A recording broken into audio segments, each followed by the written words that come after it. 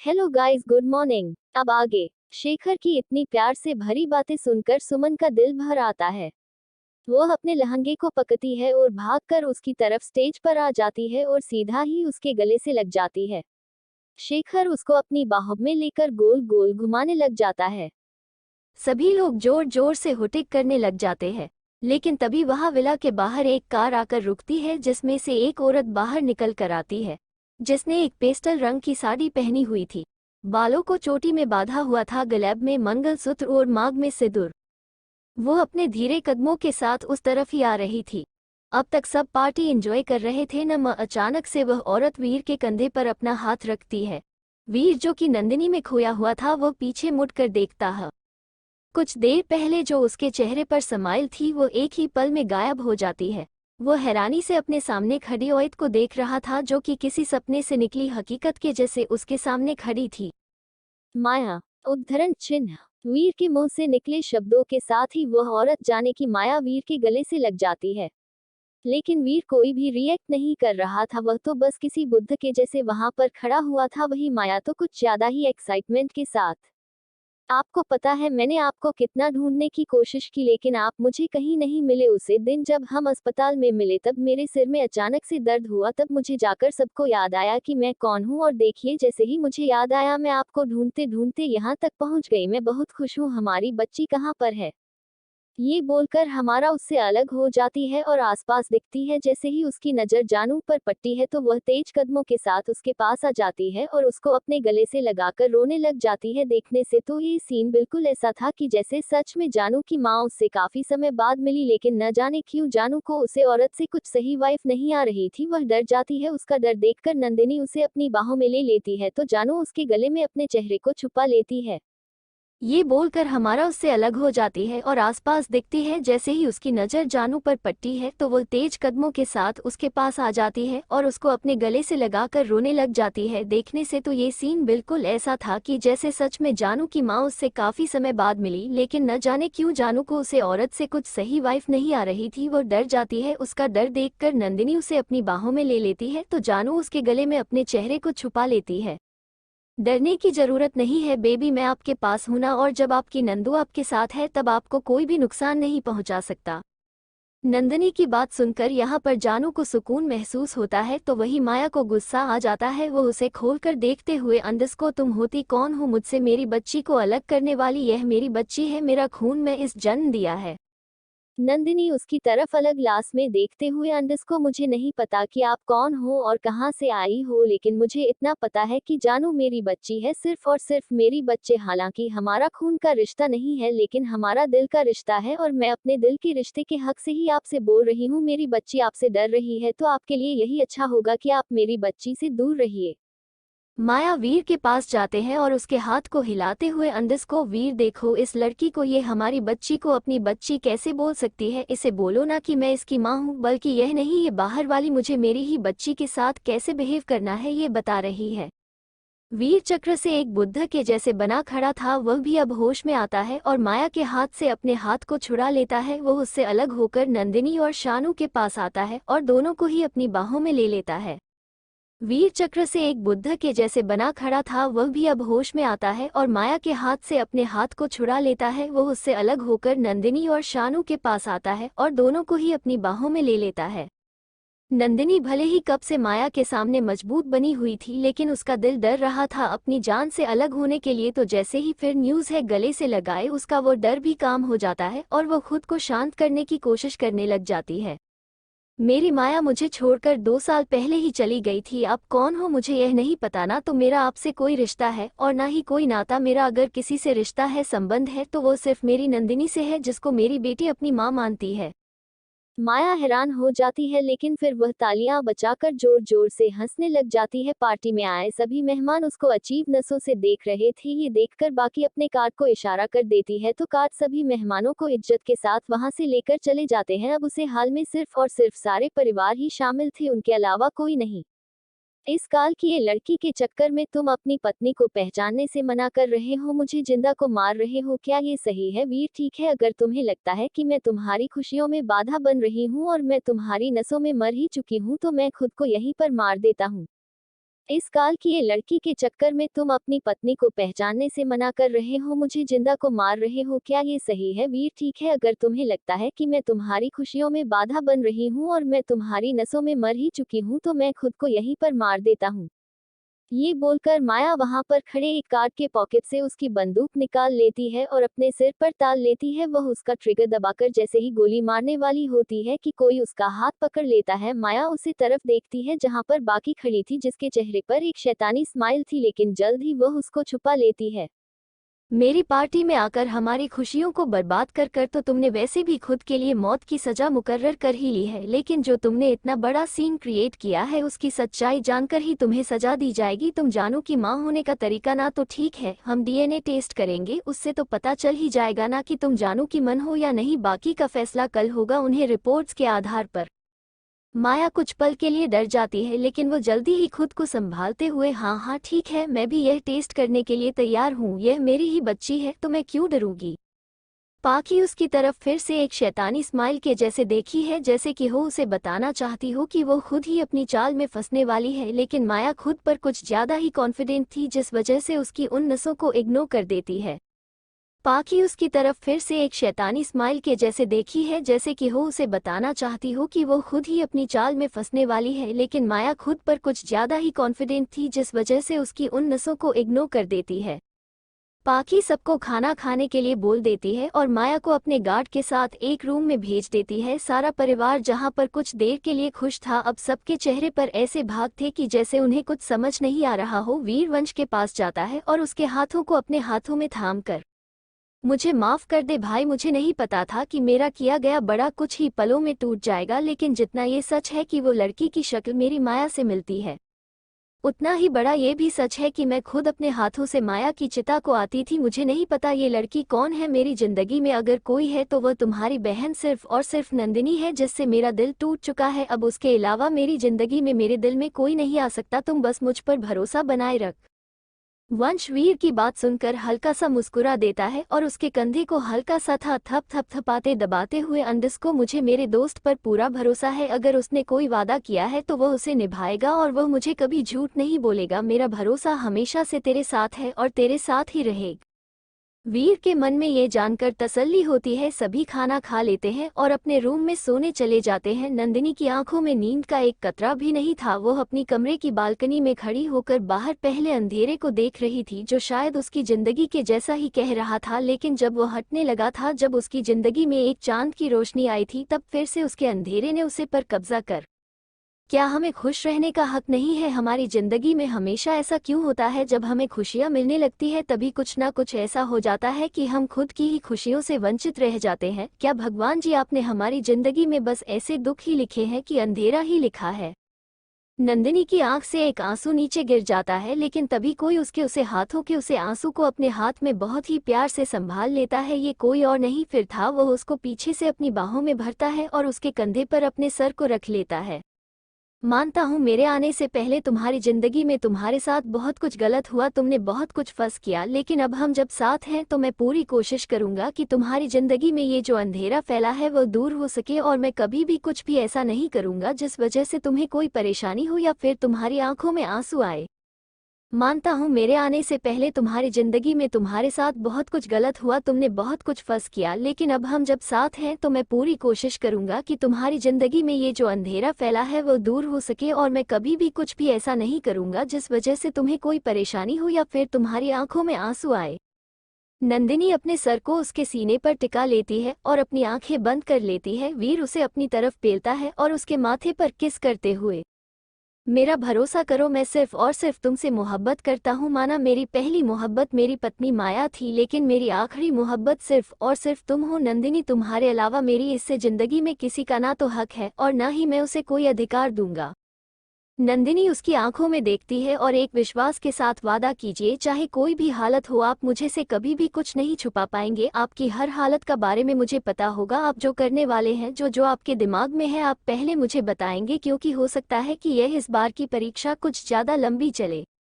वीर उसके बात सुनकर मुस्कुरा देता है और उसके हाथ पर अपना हाथ रखकर उसको अपने विश्वास दे देता है कि वो हमेशा उसके साथ खड़ा रहेगा, चाहे हालात और वक्त किसी की तरफ भी हो। ये जानकर नंदिनी के चेहरे पर भी सुकून करता है, वह भी उसकी बाहों में खुद को कैद कर देती है और सुकून की सांस। लेकिन कोई था जिनका उनकी यह करीबियां पसंद नहीं आई थी। यह कोई और नहीं बल्कि माया थी, जो कि गार्डन में खड़ी होकर उनके रूम की बालकनी की तरफ देख रही थी। उसके चेहरे पर बहुत ही ज्यादा खटिया भाव थे, ऐसे जैसे वो इन दोनों को तबाह करना चाहती हूँ। लेकिन आखिर क्या दुश्मनी है माया की अपनी ही कहने वाले पति से और उसे मासूम सी लड़की से जिसे वो ठीक से जानती भी नहीं। माया रूम में गुस्से में आती है और अपने पर्स को जोर से बेड पर फेंक देती है। उसे बहुत तेज गुस्सा आ रहा था, तभी उसका फोन बजता है। वह अपने फोन को निकालकर जैसे ही नंबर की तरफ देखती है तो वो बहुत ही ज्यादा चिढ़े वाले अंदाज में, अब आगे, तुमने तो कहा था कि अगर मैं इसके सामने आऊंगी तो ये बिना किसी तहकीकात के मुझे अपनी पत्नी मान लेगा, लेकिन उसने तो मुझे खुद की बीवी होने का दर्जा देना भी जरूरी नहीं समझा। इस पक्का यकीन है जो मर चुकी है वही इसकी माया है, मैं नहीं। सेल फोन ज्यादा जोश में होश होने की जरूरत नहीं है, अभी बड़ी पलटी नहीं है। मुझे वहां पर क्या हुआ पहले ये बताओ। सेल फोन तुम्हारा फुल प्रूफ प्लान पर पानी फेरने वाला है, क्योंकि वीर को यकीन नहीं हुआ कि मैं उसकी पति और उसकी बच्ची की मां माया हूं। तुम्हें पता है उसे लड़की ने तो मुझे पहचानने से इनकार कर दिया, वह तो मेरे पास भी नहीं आना चाहती थी, जैसे मैं कोई अजनबी हूं। अजनबी सेल फोन सदा भड़काने की जरूरत नहीं है, तुम सिर्फ हमारे मिशन पर फोकस करो। कोई तुम्हारे पास आता है या नहीं उसे जानने की तुम्हें कोई जरूरत नहीं है। सेल फोन मिशन पर भी कैसे फोकस करूं जब मैं इन सब के करीब ही नहीं जा सकती, तो फिर मिशन का क्या फायदा। और वैसे तुम्हें मैं एक और बात बता दूं, कल यह मेरा और उसे छोटी सी बच्ची का डीएनए टेस्ट करने वाले हैं, ये जानने के लिए कि मैं असल में माया हूं या नहीं। सेल फोन उसकी चिंता तो मुझ पर छोड़ दो, तुम बस अपने काम पर ध्यान रखो और सबके ऊपर भी बाकी का मैं खुद देख लूंगी। चलो कल मिलते हैं एक नई खुशखबरी के साथ। सेल फोन ये बोलकर सामने वाला फोन कट कर देता है तो माया गुस्से में अपना फोन भी जमीन पर फेंक देती है और अपने बाथरूम में चली जाती है। वह खुद को शावर के नीचे खड़ा कर लेती है। उसकी आंखों के सामने कुछ चेहरे गुजर जाते हैं जो कि खून से सने हुए थे, जिनकी वजह से उसकी आंखों में फिर से एक गुस्सा चल जाता है और वह उसे शावर में ही अपनी धुंधले से एक्स को देखते हुए, तुमने जो किया है उसकी एक ही सजा, तो तुम्हें भूख नहीं पड़ेगी। चाहे मैं किसी भी तरह से तुम्हें वो सजा दूं, लेकिन तुम्हें भी इस दर्द से गुजरना होगा जिस दर्द से एक मासूम माँ का दिल खुश रहा। तुमने जो किया है उसकी एक ही सजा, तो तुम्हें भूख नहीं पड़ेगी। चाहे मैं किसी भी तरह से तुम्हें वो सजा दूं, लेकिन तुम्हें भी इस दर्द से गुजरना होगा जिस दर्द से एक मासूम माँ का दिल खुश रहा। दूसरी तरफ पाखी के कमरे में पाखी बालकनी में लगे में खड़ी होकर कुछ सोच रही थी, तभी कोई पीछे से आता है और उसकी कमर में हाथ डालकर खड़ा हो जाता है। पाखी को पता था ये कौन है, यह विजय था। रणविजय उसे अपनी गोद में पीछे से ही उठा लेता है और उसे लेकर झूले में बैठ जाता है। क्या सोच रही हो, क्या इस बार अंधेरों ने रोशनी को ज्यादा खेल लिया है कि रोशनी की एक किरण भी इस अंधेरे को पर नहीं कर सकती। अंधेरे की इतनी औकात नहीं होती कि वह रोशनी की एक हल्की सी किरण को भी रोक पाए, क्योंकि अंधेरा जितना भी काला हो लेकिन रोशनी की हल्की सी किरण से ही उसका अस्तित्व मिटने लग जाता है। इसलिए मुझे अंधेरों का कोई फिक्र नहीं है। तो फिर इस खामोशी की वजह जान सकता हूँ, किस चीज ने तुम्हें विचलित कर रखा है। गद्दार, गद्दार। पाखी की बात सुनकर रणविजय चुप हो जाता है। उसे समझ नहीं आया कि परी की गद्दार की बात कर रही है। वो जब पाखी को महसूस होता है कि रणविजय कुछ नहीं बोल रहा तो अपना चेहरा पर रणविजय की तरफ करती है और उसकी आंखों में सवालों को पढ़कर पाखी की बात सुनकर रणविजय चुप हो जाता है। उसे समझ नहीं आया कि परी की गद्दार की बात कर रही है। वो जब पाखी को महसूस होता है कि रणविजय कुछ नहीं बोल रहा तो अपना चेहरा पर रणविजय की तरफ करती है और उसकी आंखों में सवालों को पढ़कर, अगर बेगानों में अपने होते हैं तो अपनों में बेगानों भी होते हैं, हमें बस उन्हें ढूंढना है। जरूर कोई ना कोई तो है जो हमारी खबर किसी दूसरे के पास लेकर जाता है। रणविजय हमें सर हिला देता है, तभी उसे शरारत सोचती है। वो उसकी कमर को कस के पकड़ लेता है और खुद को उस रब करने लग जाता है। पाखी की आंखें बड़ी बड़ी हो जाती है, क्योंकि परी इस समय रणविजय की गोद में बैठी हुई थी और वो रणविजय को बहुत अच्छी तरह से फील कर पा रही थी। यह क्या कर रहे हो तुम, हटो अपने ये हाथ, मुझे खड़े होना। पाखी खुद को संभालते हुए कहती है, लेकिन रणविजय तो अपनी बेशर्मी पर उतर आया था। वो उसे अपनी तरफ पूरी तरह से पलट लेता है और उसके दोनों पैरों को अपनी कमर के आसपास फैली लेता है। अब दोनों का चेहरा एक दूसरे के सामने था, जिससे दोनों की ही सांस एक दूसरे की सांसों में खुल रही थी। पाखी खुद को संभालते हुए कहती है, लेकिन रणविजय तो अपनी बेशर्मी पर उतर आया था। वह उसे अपनी तरफ पूरी तरह से पलट लेता है और उसके दोनों पैरों को अपनी कमर के आसपास फैली लेता है। अब दोनों का चेहरा एक दूसरे के सामने था, जिससे दोनों की ही सांस एक दूसरे की सांसों में खुल रही थी। मुझे नशे में आने के लिए किसी शराब या फिर जग की जरूरत नहीं है। जब जब तुम्हारी सांसों से मेरी सांसें मिल जाती है, वही मेरे लिए सबसे बड़े नशे का काम करती है। देखो ना, इस समय भी मुझे ऐसा लग रहा है कि जैसे मैं नशे के समंदर में गोते खा रहा हूँ। रणविजय की आंखों में आई हुई शर्त और उसके दिल की हसरत को समझते हुए पाखी जोर से मुक्का उसके सीने पर मरती है और उसे घूर कर देखते हुए अपने हसरतों के घोड़े पर लगाम लगा लीजिए रणविजय बाबू, कहीं ऐसा ना हो कि आपकी यह हसरत आपकी तर्पण बनकर आपके ही सीने में चुभने लगे। रणविजय उसकी बात का बुरा नहीं मानता, बल्कि वो अपना दाहिना हाथ उठाकर पाखी के बालों में लेकर जाता है और उसके बालों को अपने हाथों की मुट्ठी में हल्के से थाम लेता है और उसके चेहरे को अपने चेहरे के बिल्कुल करीब करते हुए, अगर मेरे अरमानों और जज्बातों का हसरतों का जनाजा निकले वह भी आपके हाथों से, तो इससे ज्यादा खुशनसीब और कोई नहीं होगी। हमारा यकीन मानिए, हम तो आपकी दी गई हर सजा को मंजूर कर लेंगे, वो भी हंसते हंसते, क्योंकि आपसे मोहब्बत भी इतनी है कि कभी शिकायत करने का मौका ही नहीं मिलता। पाखी रणविजय के एहसासों को अच्छे से समझ पा रही थी। उन दोनों की सांस गहरी होने लगती है। धीरे धीरे रणविजय दोनों के बीच का फैसला मिटाने लगता है और उसकी तरफ अपने चेहरे को बढ़ाते हुए उसके होठों को अपने होठों की कैद में ले लेता है। पाखी स्कूल से अपनी आंखें बंद कर लेती है। रणविजय के चेहरे पर ये देखकर एक मुस्कान आ जाती है। वह धीरे से उसके होठों को अपने होठों में लेकर हल्के हल्के से दबाने लग जाता है। यह ऐसा था कि जैसे रणविजय पाखी को सता रहा हो, और रन दीजिए कि यह ट्रिक काम भी कर रही थी, क्योंकि सच में अब पाखी के अंदर एक जलन सी होने लगी थी। वो अपनी आंखें खोलकर रणविजय को देखते हैं, जो कि अपनी आंखें खुली कर उसे ही देख रहा था। दोनों के होंठ अभी भी एक दूसरे के होठों की जर्फ में थे। बाकी अच्छे से समझ पा रही थी रणविजय की शर्त को। अब वह भी पूरी तरह मूड में आ चुकी थी उसे सताने के। पाखी रणविजय के निचले होठों को अपने होठों के बीच में दबाती है और अपनी जेब की मदद से धीरे धीरे से उसे शक और लिक करने लग जाती है, जिस वजह से रणविजय के शरीर में तो हजारों तरह के आइटम बम गिरने लग जाते हैं। वो बस एकदम भूत बने उसे अपनी गोद में लिए हुए बैठा हुआ था। ऐसा नहीं था कि पाखी ने पहली बार उसे किस किया, लेकिन इतना इंटीमेट और वाइल्ड उसने कभी पाखी से एक्सपेक्ट नहीं किया था। पाखी लगभग 10 मिनट तक उसके होठों को अपने होठों में लेकर चूमती रहती है। जब रणविजय की सांस उखड़ने लगती है, तब जाकर रणविजय अपने होश में आता है और पाखी को देखा है, जो अभी भी उसके होठों को चूम रही थी। रणविजय जैसे ही उसे किस बैक करने लगता है कि पड़ी उसके होठों से अलग हो जाती है। उन दोनों का ही मिक्स सलाइवा एक दूसरे के चेहरे पर लगा हुआ था। पाखी ने रणविजय के होठों को इतना जोर से लिक किया था कि अब रणविजय के होठ हल्के से सो दुख चुके थे और लाल भी हो चुके थे, जिन्हें देखकर पाखी एक सेटिस्फाई तरीके से मुस्कान दे देती है। वो इससे पहले कि रणविजय की गोद से उठती, रणविजय उसे पर अपनी पकड़ कष्ट देता है और एक ही झटके में उसके होठों को अपने होठों में लेकर उन्हें बहुत ही शिद्दत के साथ चमन लग जाता है। पाखी भी रणविजय का पूरा साथ दे रही थी। दोनों एक दूसरे में ऐसे ही खुलकर एक दूसरे को काफी देर तक किस करते हैं, इतनी देर तक कि जब तक दोनों की सांसों की आखिरी फरियाद नहीं होती, तब जाकर एक दूसरे से अलग होते हैं।